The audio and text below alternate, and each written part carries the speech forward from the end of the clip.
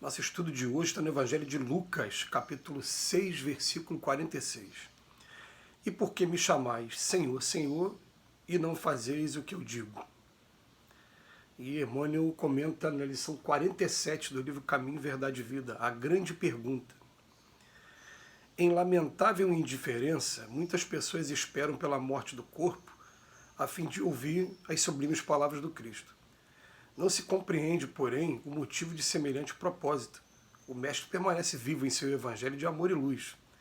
É desnecessário aguardar ocasiões solenes para que lhe ouçamos os ensinamentos sublimes e claros. Muitos aprendizes aproximam-se do trabalho santo, mas desejam revelações diretas.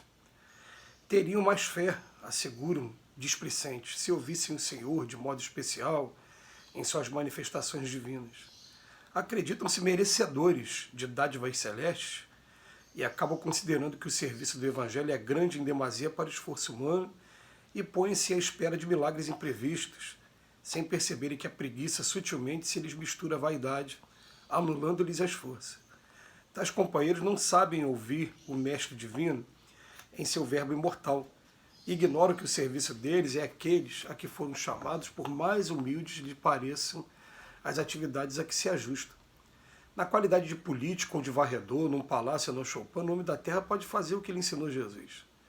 É por isso que a oportuna pergunta do Senhor deveria gravar-se de maneira indelével em todos os tempos, para que os discípulos, em lhe pronunciando o nome, nunca se esqueçam de atender sinceramente às recomendações do seu verbo sublime.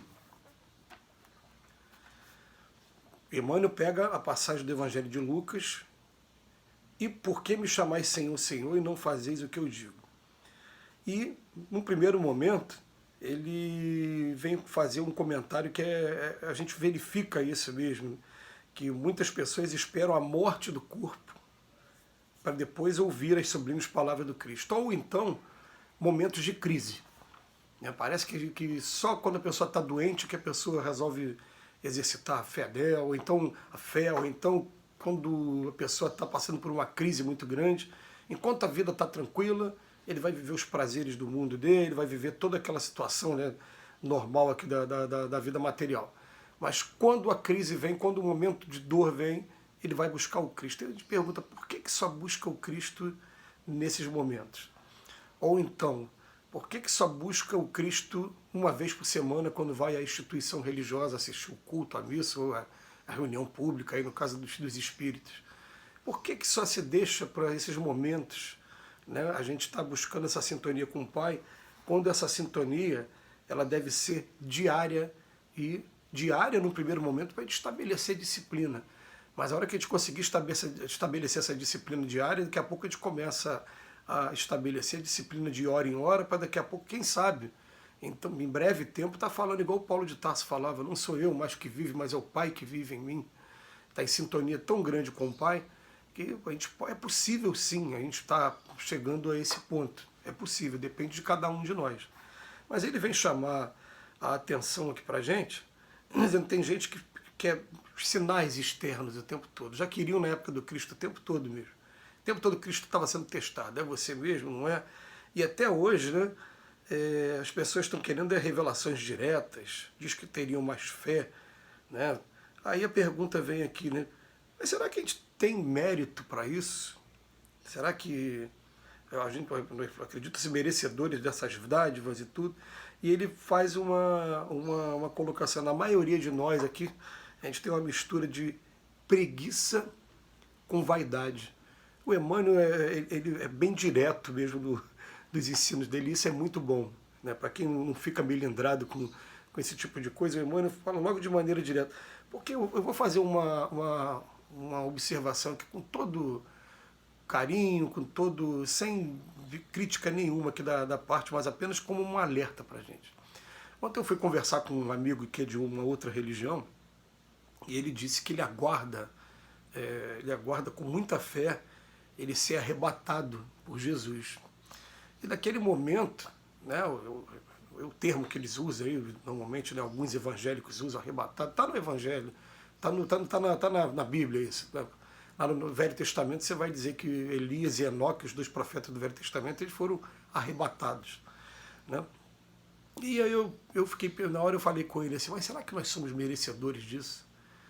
Eu, por exemplo, eu sou uma pessoa que eu não me considero ainda merecedor de ser arrebatado por Jesus.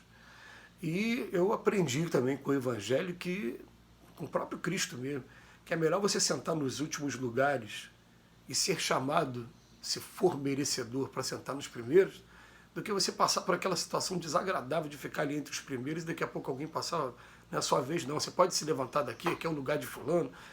Como acontece nas nossas cerimônias, em algumas ocasiões que a gente tem na nossa vida.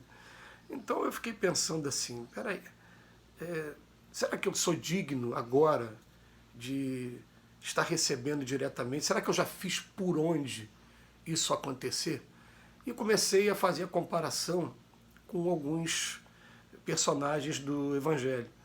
Até o personagem como, por exemplo, Paulo de Tarso. Paulo de Tarso teve o primeiro contato com o mestre antes de começar a fazer qualquer coisa, quando estava na estrada de Damasco, ainda para perseguir e matar os cristãos da época. Mas dali, ele poderia sair dali, recuperar a visão e continuar a jornada dele, não atender o pedido, como já aconteceu e acontece inúmeras vezes até o dia de hoje. A gente pensa que, será que aquela chamada do Cristo ao Paulo de Tarso foi a primeira? Será que ele já não vinha recebendo essas chamadas e estava amadurecendo até chegar aquele momento? A gente recebe algumas chamadas e a gente não atende. Mas dali o Paulo de Tarso ele fez muito por merecer, porque ele abraçou a missão dele, foram 3 anos de deserto e depois as viagens missionárias, e conforme ele estava durante a viagem, que o propósito que estava sendo observado era um propósito mesmo que ia trazer resultados, ele começou a ser amparado e aí começou a ser merecedor dessa orientação, desse trabalho de maneira mais direta. Agora ele fala aqui pra gente, a gente que está aqui, a maioria de nós, misturando ainda preguiça e vaidade. Vaidade por achar que o que eu aprendi religiosamente é a verdade absoluta. E preguiça porque, na verdade, muitos de nós a gente ainda não faz ainda nem 5% do que poderia fazer. A gente ainda está muito trancado dentro de casa buscando os primeiros conhecimentos ainda para lá na frente tomar verdade, tomar coragem, e daqui a pouco a gente vai se dar conta de que essas pessoas como Chico, como Bezerra, como Eurípides, como Jesus Gonçalves, como Madre Teresa, como Gandhi, esses já vieram para fazer realmente. O Evangelho está tão dentro deles que eles vieram aqui para colocar na prática mesmo.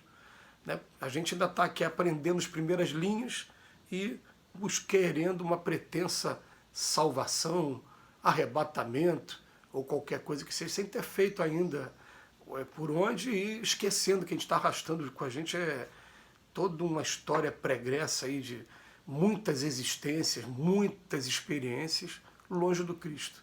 A gente começou até agora a companhia do Cristo porque começou a despertar através das Escrituras e está querendo um lugar, né, ainda mais, como diz aí no jargão popular, né, já quer sentar na janela, já quer ter o privilégio de sentar na janela quando a gente entra no ônibus, no trem, enfim. E a pergunta vem aqui, né? Mas por que me chamais Senhor, Senhor e não fazeis o que eu digo? O que a gente faz para ser merecedor? É fazer o que Jesus disse. E o que Jesus disse? Está todo o ensinamento moral do Cristo ali nas Escrituras, e também a sua própria vida é um exemplo de trabalho incessante, dedicado, resignado, o que está escrito, mas a gente tem conhecimento até hoje de que Jesus nunca parou de trabalhar. Espíritos igual a ele não vão parar de trabalhar nunca. O trabalho faz parte da vida natural de espíritos como ele. E está ajudando ainda a humanidade até os dias de hoje. E a gente, o que a gente tem feito de verdade? Isso desperta na gente mesmo. Vamos lá, a gente tem que trabalhar dois lados. O lado do estudo, do aprimoramento próprio, né, da reforma íntima, mas também o lado do trabalho, porque foi o próprio Cristo também que falou, a candeeira não foi feita para acender e colocar num lugar escondido, não. Tem que se colocar num lugar claro. Né? É gotinha de água no oceano. É gotinha de água no oceano, mas se todo mundo fizesse a sua parte, a gente teria várias gotinhas e poderia estar pegando o oceano inteiro. E a verdade é que a gente, de maneira muito tímida, ou melhor, com vaidade e ainda com muita preguiça, obrigado, Emmanuel, por suas palavras, a gente ainda posterga o serviço que tem que ser feito.